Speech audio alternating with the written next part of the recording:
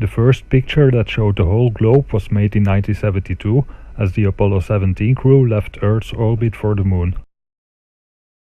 This picture has been used for over 30 years. It's in every science book and news article from before 2002.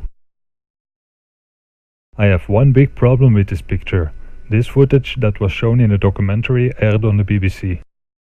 And finally, the element that seals their fate.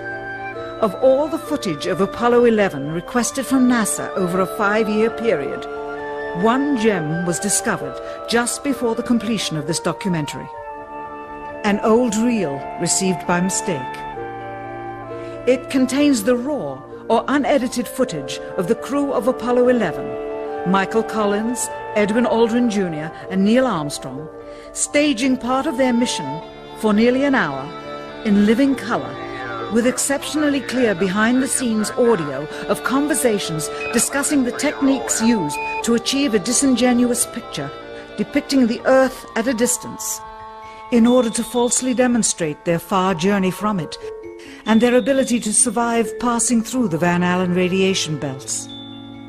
It cannot be misconstrued that this staging was done for some other reason prior to the mission, for the reel itself is slated and dated July 18th, 19th and 20th, 1969, the very days of the mission when they were said to be approaching and achieving lunar orbit.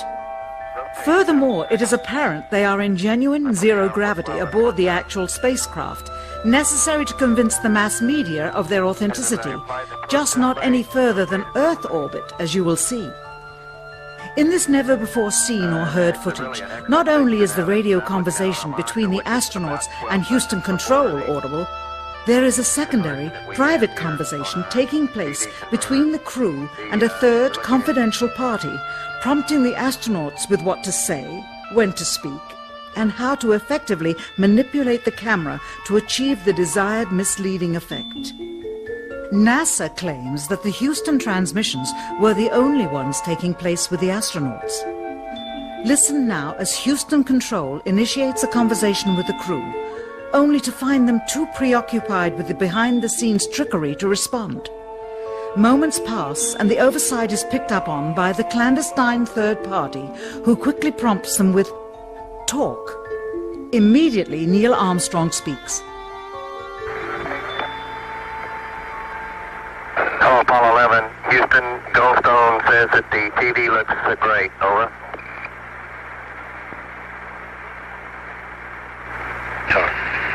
Okay, Roger. We're mapping in on Earth. Again, the illusion they are attempting to create is the Earth at a distance to demonstrate their far journey from it and their ability to survive passing through the Van Allen radiation belts. Understand, too, that only about 20 seconds of this raw footage was ever broadcast to the public, and these conversations discussing their deception were believed to be private, until now. Here they discuss that these television transmissions were in fact not broadcast live as everyone believed. They were first screened and edited for playback later. Roger, Neil. We just wanted a narrative such that we can, when we get to playback, we can sort of correlate what we're seeing. Thank you very much. Here they discuss the fact that they have turned out the lights and have blocked out sunlight from entering the spacecraft through the other windows, as to not cause any reflected light to fall onto the spacecraft's wall in the foreground. Okay, very good. Well, we shut out the sun coming in some of the other windows into the spacecraft, so it's looking through the number one window, and there isn't any reflected light.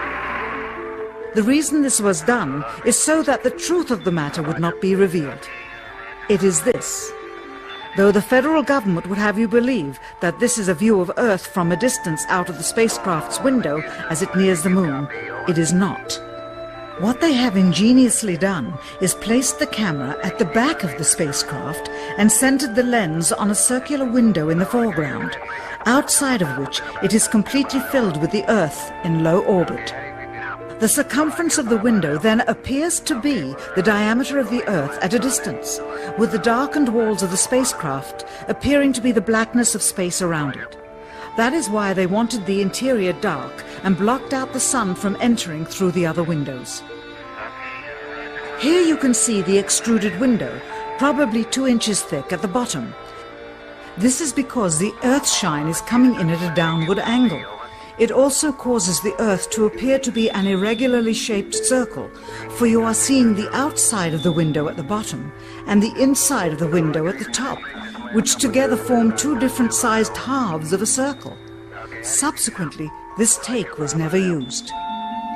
As they perfected the shot, a crescent-shaped piece of black material was inset slightly into the window to create the illusion of the Earth's terminator line dividing night and day. It is uncannily convincing.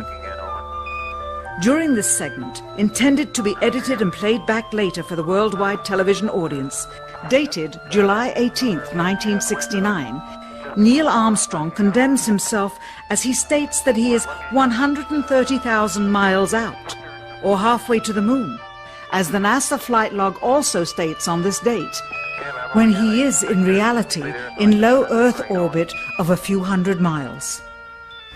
Roger, Houston, Apollo 11. Calling in from about 130,000 miles out. Here, during another segment, also intended to air after review, Neil Armstrong falsely explains to the viewers how the shot is attained by putting the camera's lens to the window's glass, as it would have to be if they were the claimed distance away from the Earth. We only have one window that has a view of the Earth, and it's filled up with the TV camera. If the window was completely filled up with a TV camera, as he stated, then an astronaut's arm would not be able to get between the camera and the window, as it obviously does here in this outtake. South America becomes invisible just off beyond the Terminator or inside the shadow. You can also notice how the astronaut operating the camera reacted to the mistake by attempting to pan away from it. Blue gas, see white bands of major cloud formations across the Earth. This is a segment that they believed wasn't even being recorded, much less suitable for broadcast, for the lens was being zoomed out and the scene was being changed to that of an interior of the astronauts at work, and apparently the stop button popped back up on the recorder without notice. Here is the diffused work light that they used to see camera controls, but not throw light onto the spacecraft's wall. Here they remove part of the crescent insert.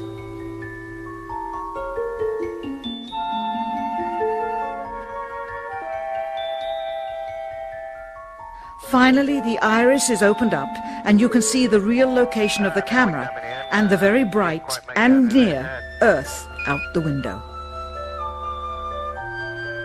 Here is the slate for the 19th of July, and the same shot of trickery on the 19th of July, and then the 20th, and the same misleading shot on the 20th. Later that evening, they were said to be walking on the moon. How can this be when they were in Earth orbit only 9 hours earlier, and the moon is some 3 days' journey away? Furthermore, if they genuinely went to the moon, why would they be faking any part of it? Why this trickery with the window?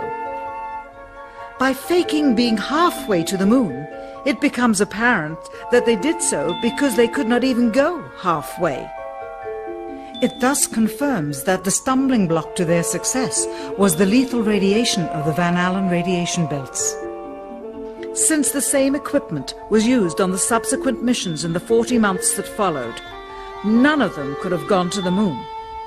They only increased their proficiency at staging them. When some TV viewers of the second manned mission to the moon telephoned the networks complaining that reruns of I Love Lucy were being interrupted, it became clear that for the taxpayers, once was enough.